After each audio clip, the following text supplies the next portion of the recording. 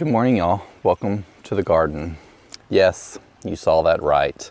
The brand new Redbud that I planted is very stressed. So I don't like planting as late as I did in June when I planted that. And then I planted it the weekend before I went to my endless summer event in Minnesota. The tree is on drip irrigation, but the sun that week was super persistent and bright and caused the garden to struggle a little bit, even though the temperatures were in like the mid to upper 80s. Not even too bad. But then the next week we had, so when I came back from Minnesota, the top was scorched a little bit. And then the next week we had that heat dome in the area with almost no cloud cover. We got the first rain last night, which was not a soaking rain, and almost the only rain in the past 2 weeks with temperatures in the 90s. Like 100% humidity and no cloud cover. And so I put shade cloth on it just over a week ago, and I took it off finally because the temperatures kind of came down. I put a tree bag on it, and when I planted it, I put it on drip irrigation. So it just entered a stage of shock, which makes me upset because now I have a dead looking tree for the rest of the season. I did do a bark test on the trunk and on the top of some of the limbs, and it's still green underneath. So I'm pretty sure it's still alive. We will probably not see new growth on it until the September time frame, when temperatures at night start dropping a little bit. But I hope it's not dead. I spent all that time and work planting it.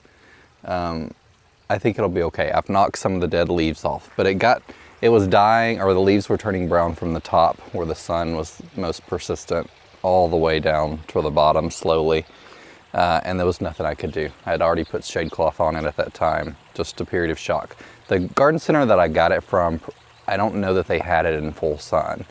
And so acclimating a ball and burlap tree is not particularly easy.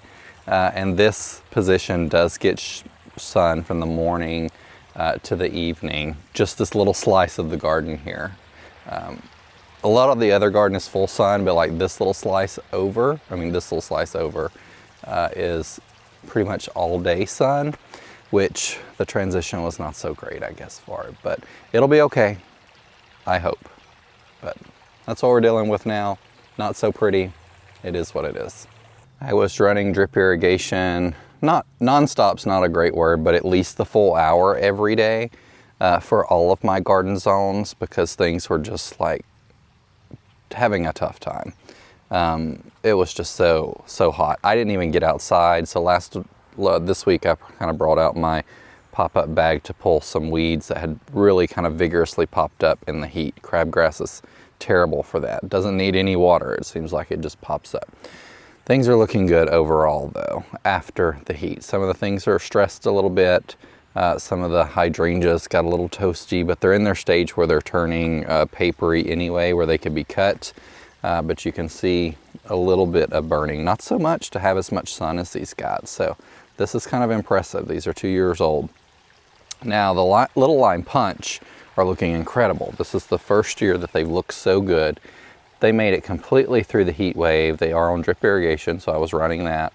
Not a tinge of burn on them though. So impressive. Really like those. I need to come through and cut back perennials. This is the weekend of Cultivate. I have some people coming to my garden, so I'm gonna do that after they leave. But you can see, I don't always cut back my Catmints, but we had an early spring. These are looking kind of ratty. They need to be cut back. All of my salvias are back there completely bloomed out and need to be cut back. The Serendipity alliums are finally looking really good right now in their full bloom. Some of them started out earlier and are already bloomed out, but like this tiny little patch right here has already bloomed out on the edge, and then all these are fresh bloom. So I don't know what was going on there, but so be it. These endless summer hydrangeas did pretty well. These two have better drip irrigation on them. This one does not. And it's just must be a little too far from the drip irrigation, so I need to add an extra emitter there. But otherwise, the coleus are finally coming in really well. Hopefully the camera's not fogging up. Looks like it's a little foggy just from the humidity already this morning. I did clean out the fountain and get it cleaned out for the crows. these are really difficult to clean out because they have a basin, so you kind of have to suck the debris out. And I had the idea to order a tiny pool pump filter, cartridge filter from online, and it seems to have done a pretty good job. It's not running right now, but I still have it in there so I can run it a little bit more to clear up the water, but it looks so much better than it did.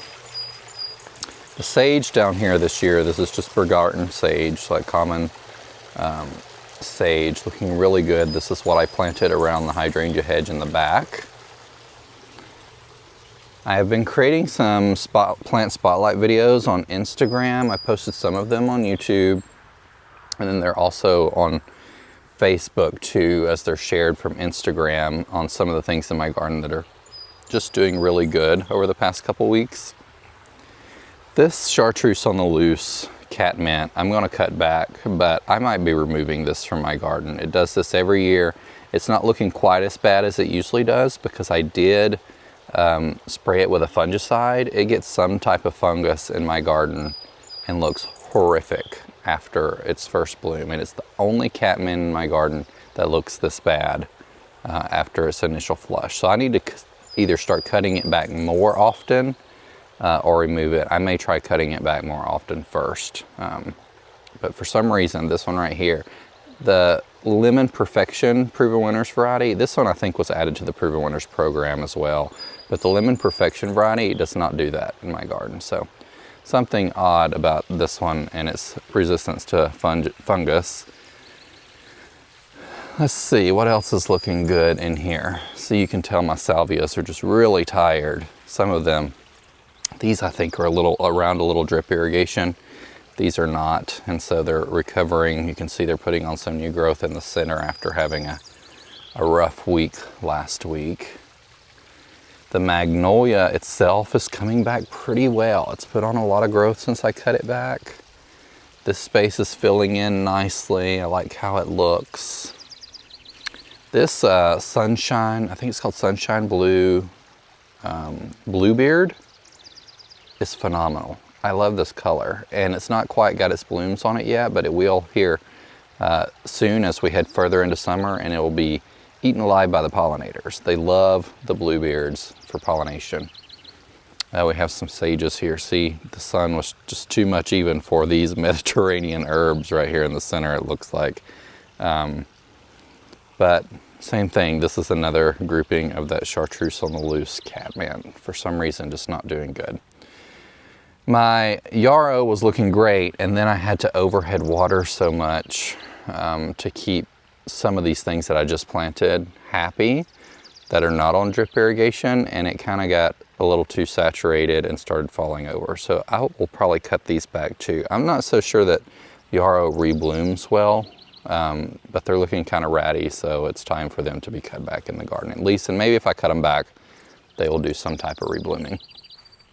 These Suncredible sunflowers have blown me away. They are spectacular. This is my first year growing them.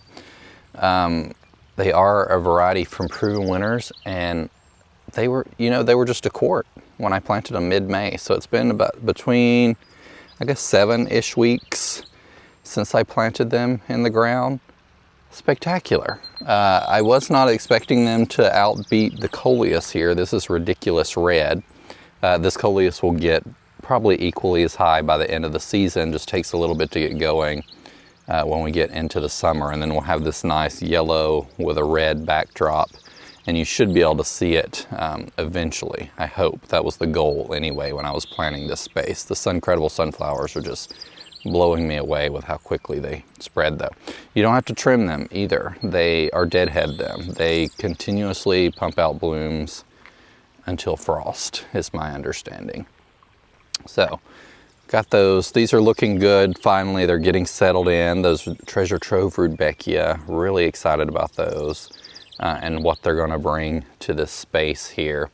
I'm liking how the garden is filling out this year. There were a lot of empty spaces last year and the year before, and the plants that I planted in this space are finally kind of coming into their own, filling out. This hibiscus right here. I think this one is All Eyes on Me. We'll have to see when it blooms, but I think it's going to be really stunning, and it looks so good. Like, look at all the buds that are on that. All right, I think we can go to the back and check out some things right quick. Let's look at this space first. I like how it's looking. I had an issue with my B-hyve drip irrigation valves this week that I noticed water pouring out of them, both of my containers, and the valves had malfunctioned, and I think it's because they go from garden hose size to 1/4 inch drip irrigation.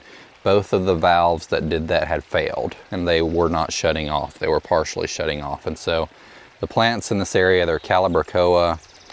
They're looking chlorotic. They were getting too much water. I did put some fertilizer in them when I shut off the water, but I need to keep an eye on these so they don't look so bad, because you can see the chlorosis here. Overwatering causes chlorosis too. It flushes the nutrients from the soil. So if you have an issue where a plant's chlorotic, it may need iron, but it also just made some supplemental nutrition. We are actually seeing, I don't know that I've seen it in my neighborhood, but my father-in-law's neighborhood has an extreme amount of chlorosis in the trees.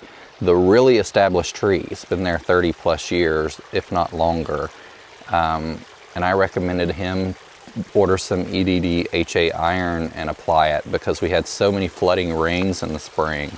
I think it just got these trees, flushed a lot of nutrition out of the ground, and put these trees off to a bad start, and some of them are burning. There's oaks around that area that are like, have yellow leaves and are burning in the sun. Very weird year. So if you're seeing chlorosis on trees and you got a lot of rain in the spring like we did, that may be why. And I would just recommend, you can do iron injections. It's kind of expensive from my understanding. I've never done it. But you can also just go buy 𝗖𝗢𝗘𝗢𝗢𝗘𝗢 iron, scatter it on the ground under the tree, or apply it according to the direction labels and water it in. And then hopefully your tree will perk up pretty quickly from that. The white wedding hydrangea, it was planted just a year ago, and it was looking incredible, and it just could not handle the sun reflective off of this brick on the south side of the house. I'm not going to show you everything back here because I have to run to the airport to pick up a friend for cultivate. But the hydrangea hedge, as you can see, is looking pretty good. Not fully bloomed out yet, just now starting to bloom. In the next week or so, it will be fully bloomed out and look incredible. I did want to come back here and show you these Rudbeckias as they progressed a few more weeks. So they're finally starting to open and they look incredible. Look how big, that's 3 plants, but look how big they are in the garden and how many buds they have on them. So looking really good here.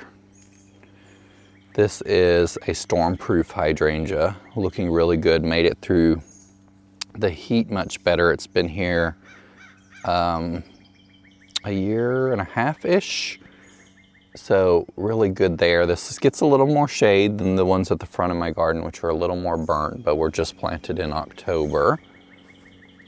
Can also see the flower full blooms here. They seem to age a little quicker than storm-proof, but they're still pumping out some new blooms back here in the back.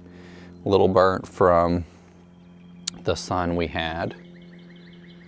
Otherwise, things made it pretty well back here. I want to focus on filling in this space so I don't have to continuously mulch. This is Mr. Mustard. Love Mr. Mustard, but Mr. Mustard, just so you know, spreads a little bit rhizomatically. So we got some babies popping up here. You could dig these up and plant these elsewhere in the garden. This was planted, I think, last September. I think I got it from Cultivate. So I think it was planted last July, August. But it does spread. So just in a year, you can see how many sprouts it's kind of put up around it here. You can either pull those out, let them grow up. Not a big deal. The bloom heads are super pretty. They're red right now. They are white before they turn red, but really stunning. The hydrangeas back here are reblooming okay. I think this is lovable. They were also, I gathered them from Cultivate, so they're not quite in their first year yet. Skyview back here is not performing quite as well as the one up front. Not sure why. These are the newest ones in my garden, so they probably just take a little bit to get established. but it's interesting to see this one has a purplish bloom on it. So I've not supplemented this bed with any sulfur or anything this year, and we're seeing kind of some different soil conditions back here potentially. So actually, look at my bloom struck over here. This one's purple too. So maybe oh, look, a blue. I haven't even come back here. Look, a blue hydrangea without supplement sulfur, purple. So exciting. Look at Popstar. This one's looking really good. I'm excited. It seems a little late in the season, but I guess it's not. Mid-June, mid-July with the awful season that we had. This bed is full of weeds and I just don't know what I'm gonna do here. I didn't tarp it or let it sit long enough before I started planting in it. And I'm gonna have to come through and hand pull some stuff. It needs more mulch though too, so some things to work on. It's a mess, but it is what it is. This garden, I built it out really quickly, and so quickly that I made it a little too big for me to take care of in the condition that I would like it to be as weed-free as possible. So my focus has been primarily the front garden bed and filling it out.